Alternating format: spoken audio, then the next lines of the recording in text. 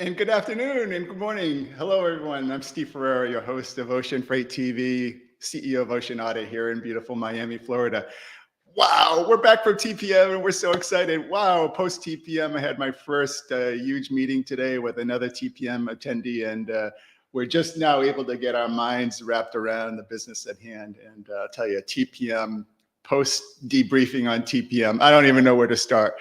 Anyway, we're live in the Ocean Audit Studios here in Miami, Florida on a beautiful day. The palm trees are out, the birds are chirping, the tropical flowers are blooming and blossoming. And we're talking about transportation and drayage and supply chain. I love it. It's just in the blood. And when you're coming off of TPM like we are today and my special guest, it's just a blessing to be able to reach out and, be one of the thought leaders in the subject of ocean freight recovery, drayage technology, which we'll soon hear from our special guest. And TPM was just amazing. And I look at it as almost like a play that was unscripted, right? Where every moment you're ad-libbing and you're moving and you're shaking on the fly and making these fine-tuned adjustments, all in the sense of deals coming together and relationships being rekindled and rebuilt. For me, TPM was incredible. The ability to shape and form old relationships and new relationships had a special meaning this year to me. Some deals came together that would never have expected in a million years. Others that were expected, they'll live to recover another day. And that's just the cycle of life in the supply chain. We know it all too well, industry experts like myself and my special guest today, which is just an amazing, amazing operator, Tori Ann Careccio of Chief Customer Officer of PortPro. I'll bring Tony on in a second. PortPro and their CEO, Michael Mecker, have done amazing things. And, when I created the graphics for today, one of my favorite movies is a movie with Robert Redford. Love Redford, right? Yeah, I'm a guy, but I like Redford. What can I say? But there's a movie called Sneakers. It was River Phoenix in it. Really, a bunch of big stars were in that movie. And the opening scene is doing a Scrabble puzzle, right, to try to solve a state secret, a CIA secret. And I got the idea about, PortPro and then jumbled back, what it meant. And the fact is that everything that we do in logistics and supply chain is a bit of a scramble. And there's no better way to lead the scramble from Scrabble to winning than my special guest today, Tori Ann Careccio, Chief Customer Operator of PortPro. And Tony, welcome to the show today. It's so nice to have you as my special guest. Thank you so much for having me. I'm super excited. Feel like I'm joining the Price is Right. Well, we certainly have the colors and the, as my wife would say, the Steve's in his peacock mode today. And so I'm getting a lot of grief from wearing the colors today and shining. I love it. I need to step up my game with my background now. Well, not at all. I think when you're a leader and going in with the full magnitude that PortPro has jumped in and become such a spotlighted company in 2024, you're certainly hitting on the right cylinders.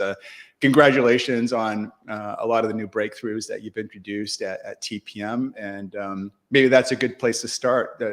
Tell me about your experiences at TPM. Now, you went all in as I believe, a diamond or one of the top sponsors.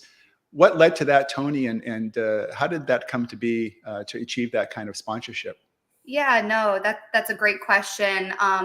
Just real quick for your listeners that may not know who PortPro is before I jump into TPM, just so everyone's aware of who PortPro is we provide leading technology to the drayage industry. So drayage trucking companies, drayage freight brokerages, and for companies that operate both drayage trucking and brokerage divisions, these businesses use our system to not only improve their internal operations, their workflows and processes, but also be able to provide even better service to their customers.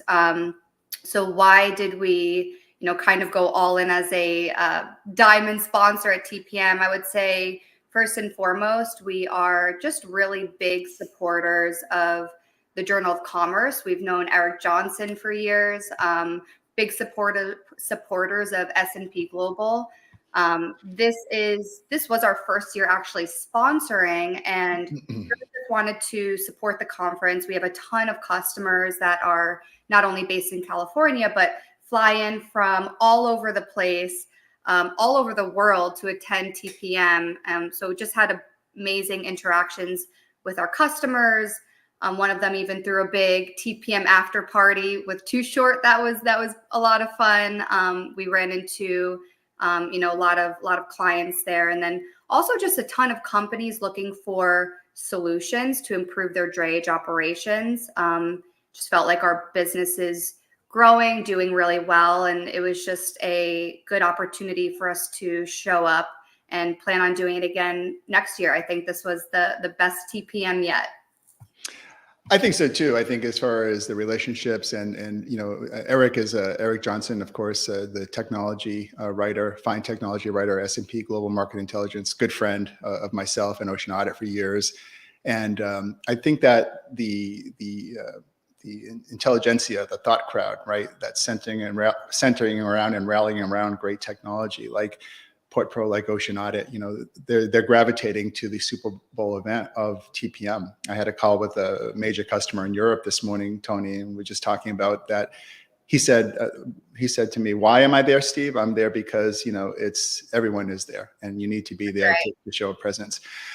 Which is a great plateau into my next cascade into my next question. Tell us about what are your largest, what are the target markets that you're trying to achieve in the drayage category? Yeah, so really drayage trucking companies, drayage brokerages, and companies that operate both divisions of all sizes. We work with companies that have 5 drivers or even 1 driver now on the owner operator side, all the way up to over 1,000 drivers, brokerages that are moving 500 containers a year all the way up to tens of thousands of containers a year. So companies in the United States, in Canada, so all over North America, and actually now Europe. PortPro actually now has over 7% of North America running on our system, which is pretty cool. Well, that's awesome. Actually, I was going to ask you another question, but since you're on that topic, I was going to ask you what about your expansion into Canada, Mexico, and you did mention Europe. How are those plans looking? Yeah, so right now, our primary market is the United States. However, we've been expanding more and more into Canada over the last 12 months, really, with some of the largest trucking companies in Canada. So we're going to be starting to attend a lot more of the local associations and conferences. Actually, SIFA, we're going to be attending this year. And Mexico, we're not super focused on expanding there quite yet. We do have trucking companies that have operations in Mexico, so we work with them to some extent, but our next market is really going to be focused on Europe. Oh, wow. That's really amazing. Is there any one special part of Europe, Western Europe, Eastern Europe, that you're going to tackle first? There is. I don't want to, if it's proprietary. No, that's okay. We're going to be putting out an announcement soon with one of the largest trucking companies based there that we're now partnering with, and then soon we'll be rolling out into similar markets. So that's coming very soon, that announcement. Tony, one of the things I don't know, I don't mean to say that this is a minor part of your business. I don't think it is minor at all. I think actually you're going to be very happy with how I go with this question. But I know you've released a mobile app kind of focusing on the single trucker, the owner operator, so to speak. Tell me about why you did that and what were the methodologies and how's that being received? Yeah, so, we heard a lot from our customers about, especially in California, that because of new regulations such as AB5, these companies have been essentially forced to adjust the way that their business is structured, where if you're a trucking company, you can no longer tender loads to an owner operator. You have to be a licensed brokerage firm in order to be able to do that. So we have companies that work with many owner operators and really need to be able to separate their trucking divisions from their brokerage divisions and run them as two separate entities. And so the solution that we recently put out allows these companies to do just that, run both their trucking and brokerage divisions as two separate entities, but also centralized within one technology. So the owner operator app was a really crucial part for making sure that we can provide our customers with the tools for them to allow them to tender loads to these licensed, motor carriers that operate one truck in an efficient and way that's not a gray area. So when I break down your business, and again, I know that Michael and yourself, Michael Mecca, I'm referring to your CEO, of course, at TPM, I believe you rolled out this hybrid model, which allows you to platform your technology for direct carriers, and then those direct carriers that also have a brokerage component. And is that correct? That's correct. Yep. And then you have the obviously the direct truck and motor carrier, and which could be a large company or it could be a single owner operator, correct? That's correct. Yeah. Okay. Let's break that down a little bit for the audience, because that's actually a stat that I don't really know. And I'm interested in your opinion. I'm going somewhere with this question.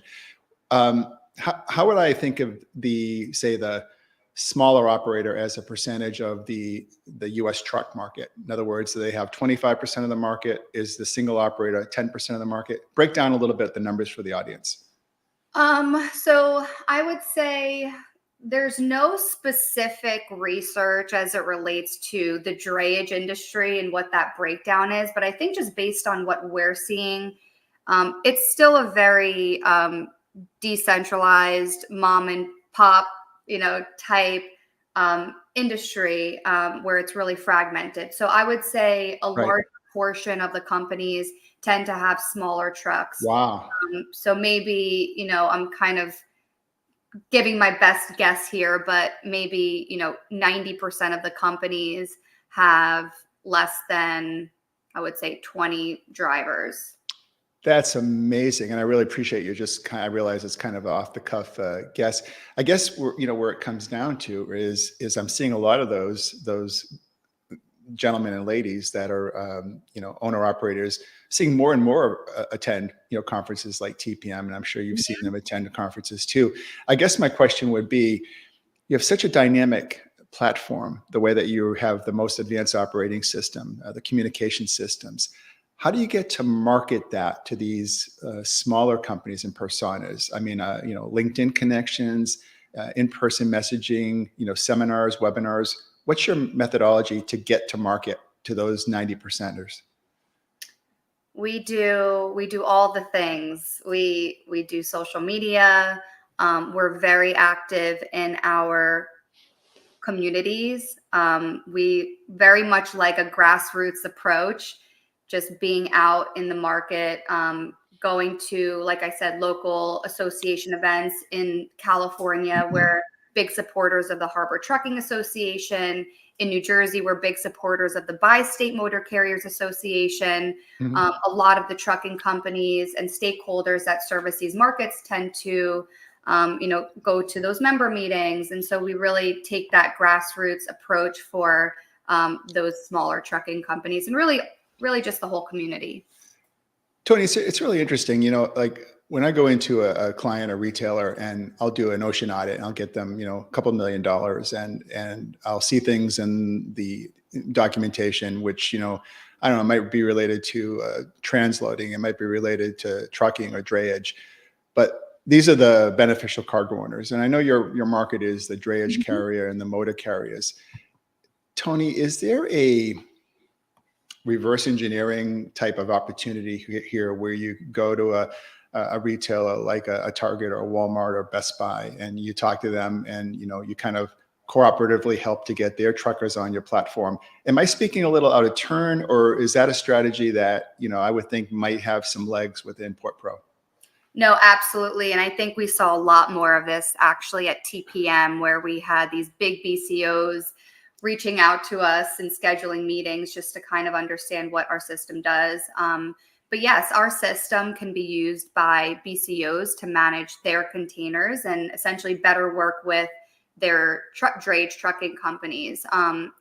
We also think it's super important to mention that by using modern technology, we have an API that BCOs can link into, meaning there is essentially one integration that a BCO needs to do in order to work with hundreds of drayage trucking companies. So let's just say a BCO is working with 3 companies using PortPro. They just need to do one connection in order to receive real-time status updates on their loads, real-time container availability, instant access to documents, webhooks, invoicing, etc., giving them, complete port-to-door real-time data of their loads. And with the new D&D law actually going into effect the end of May, I think May 26th, 2024, trucking companies are no longer going to receive the per diem invoices anymore. Now it's whoever contracted with the steamship line will get invoiced, and this party has 30 days to dispute any invoices. So a lot of BCOs actually have been reaching out to their trucking companies that they work with, asking them what the game plan is. And a lot of these companies came to us mentioning that they're getting these questions from their customers. And so we came up with an excellent solution where we are actually giving our drayage trucking companies a tool that they can provide to their BCOs, like the retailers you're mentioning, to help them gauge the reason behind the per diem and help them take action to help them prevent it. At the end of the day, it all comes down to the trucking company because they know what's going on with the container. And now these trucking companies running on PortPro can provide that as more of a service to their customers, these BCOs and forwarders, to help them figure out, hey, was there no return appointment time? Was there no return location? Was it on the warehousing side? So to answer your question in a long way, yes, we are actively working with the different BCOs and forwarders now.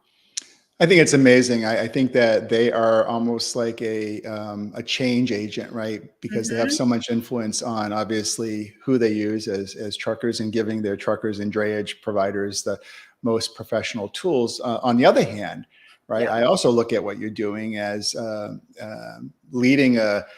creating a whole bunch of new field generals that are small, that 90% that you talked about earlier, Tony. That's an amazing number. And I think that after our call after our talk today on TV here, you'll have some calls because I would think that these companies want to weed out the inefficiencies, and they're so tired of the old ways.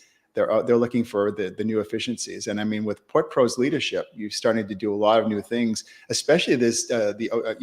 Tony is referring to the Ocean Shipping Reform Act, detention demurrage rule, and the 30-day change where billing goes directly to the BCO or retailer rather than the trucker. So there's a lot of transitional type things that people don't have the right answers for. And I think that they're yearning for these solutions. So your timing is really appropriate, wouldn't you say so? Yeah, absolutely. Timing is everything. And it goes to ask the other question. I mean, when you look at it and I see these smaller operators, wonderful people, men and women, contact me all the time, and they'll talk about the inefficiencies in Long Beach or the drayage issues. But I guess my question, Tony, for maybe the overall audience, but especially maybe the smaller operator that wants to get a little bit of expert advice from someone like you, is could you lay out what are the current single biggest inefficiencies in the drayage business right now that you solve? I would say there's a lot, but I would say the biggest inefficiency all comes down to communication. So this is communication between the trucking company's internal team, the communication between the dispatchers and the drivers, the communication between the trucking company or the brokerage and the third-party carriers they work with, the communication between the trucking companies and their customers, right? So a lot of these companies are still running on paper and pen and Google spreadsheets or server-based systems that are EDI-based, and this just does not allow for an efficient way to manage their business internally and externally, especially collaborating, when it comes to collaborating, communicating, with everyone that they do business with. It makes a lot of sense. And you just mentioned, one of the things about communication, and this is where you and I, I'm in the ocean side, you're on the drayage side. There's an area that, you and I can have a beer or a cocktail or a glass of juice and agree any day of the week on communication. As a matter of fact, there's a small story that I have. When I was a young child, I used to go to this restaurant in Middleborough, Massachusetts. It was a great pizzeria. But I was more fascinated with was their communication system, how the waitress would take an order, put the order on a clothesline, and wing it into the kitchen. The thing would go flying, right? And this is how they would communicate with the chef. And I'd go to see that rather than the pizza. But I heard that when you were growing up, you actually came up with a great communication system for your family's trucking company. Tell the audience about that. Yeah, it's actually a funny story because it was my first introduction, I think, into the land of entrepreneurship. But yeah, when, my family has been in trucking and warehousing for 70 years. My mom, who's been working at our family's trucking company for now over 55 years, would take me into work every day. And our dispatch operation was on the first floor, and up 6 flights of stairs was the main office where they would do invoicing and some other functions within the company. And my mom would put me to work every day. I'd have to run down 6 flights of stairs, pick up the proof of deliveries and dispatch, run them back up so that my mom could invoice them out, and then run outbound bill of ladings back downstairs. And just as like this 6-year-old that was so frustrated, huffing and puffing, going up and down the stairs, not wanting to do this, me and my cousins actually created this like shoestring pulley system where we found this big rope in the warehouse and connected it from the window of the dispatch office to the window, because it was kind of like exposed in the warehouse. We tied the rope and put a little, I don't know, paper clip with a manila envelope. And I would just sit there and just wheel up the proof of deliveries and the bill of ladings down. And so, yeah, like I said, this was my introduction into innovation, solving a real world problem. Well, from devising a pulley system to chief customer officer at PortPro, extremely well-funded company, I would say that it's been a real home run for you, Tony. Tony, let me ask you this: when you look at we talked a little bit about the companies and the models that you have to offer these companies. What about the personas within the drayage and trucking companies themselves that would be the best suited to receive your model or your solution? Are you looking at like the operations types of folks, financial types of folks?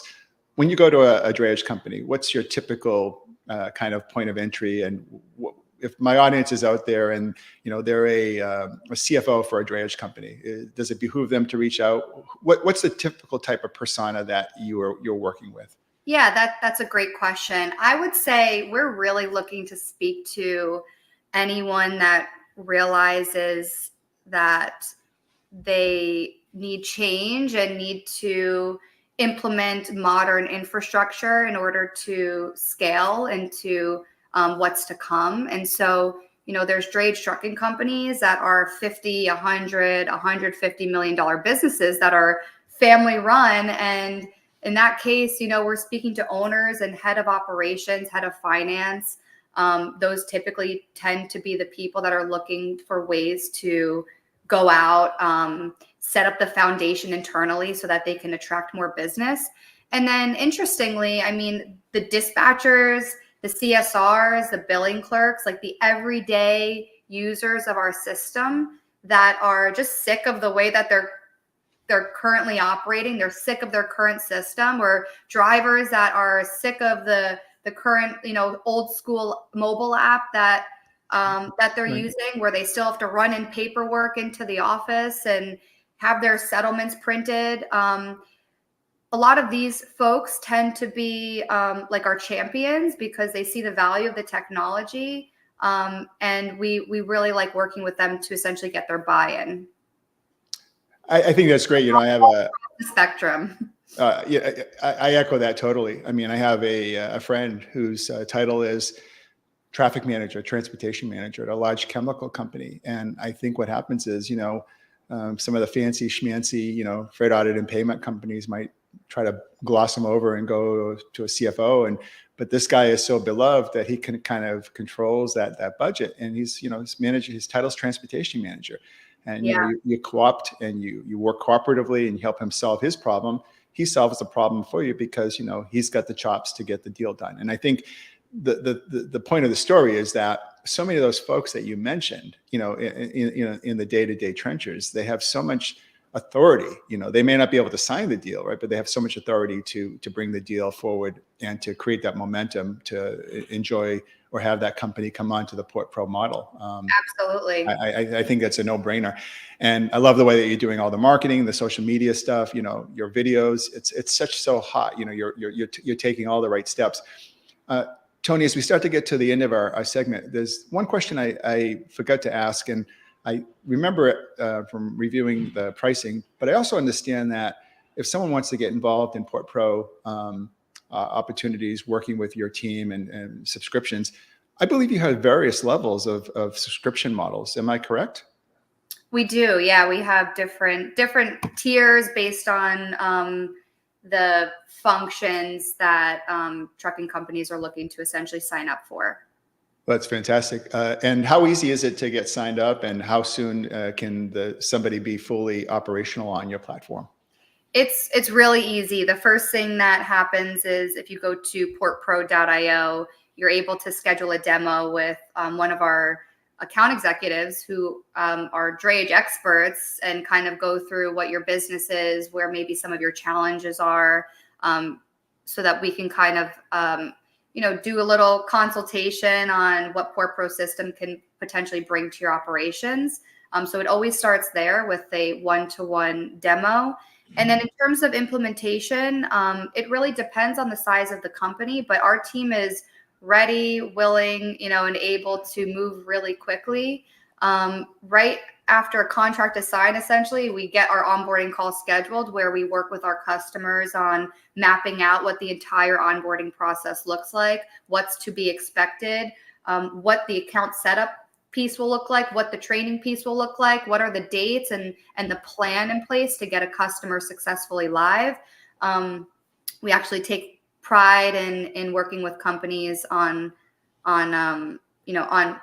getting them set up for success throughout onboarding. So to answer your question, while it depends based on the size of the company, how much data they have, how many departments need to be trained, so on and so forth, it's fairly very structured and a fairly quick process. We realize people are busy, especially in this industry. So I think kind of cutting to the chase a lot of times is really important to keep attention and the momentum. I couldn't echo that more. I think a lot of people, when they look at our talk and they replay this, and I'm going to use a good example. I'm here in Miami, and if I have 5 trucks and I'm a CEO of a trucking company and I'm hearing this, Tony, I know this might be a little hard to say because everyone's different, but if I'm that guy, if I'm Steve Ferreira Trucking in Miami, and I'm listening to our talk now, and you give me your demo and you show me what you can do, put yourself in my shoes as the owner operator. Mm-hmm. What might be one of the first things that I say, wow, in other words, what's the light bulb in my head that's going off as I watch you demo? You follow me? What's the one thing that I might take away from that is like, this is a game changer? The one thing. I mean, to me, it's like the communications, the fact that the communications.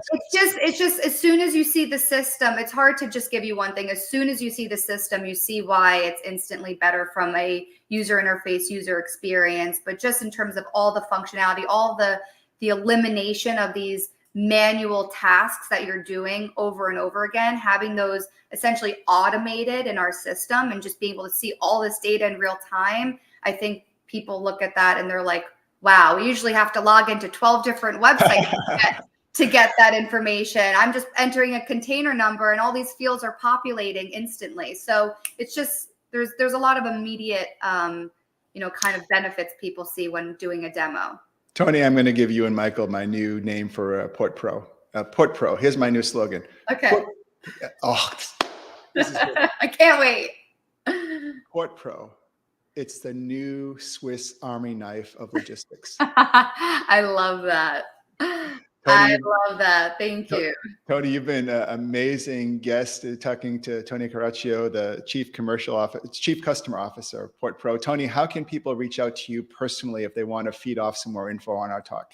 Absolutely. So you can find me on LinkedIn. Tori Ann Careccio is my name. Or you can shoot me an email at Toni, Toni, at portpro.io. Oh, that's been great. So we've been talking, I'm Steve Ferreira of Ocean Audit. We've been talking to Tori Ann Careccio of PortPro, the new Swiss Army knife of Drayage.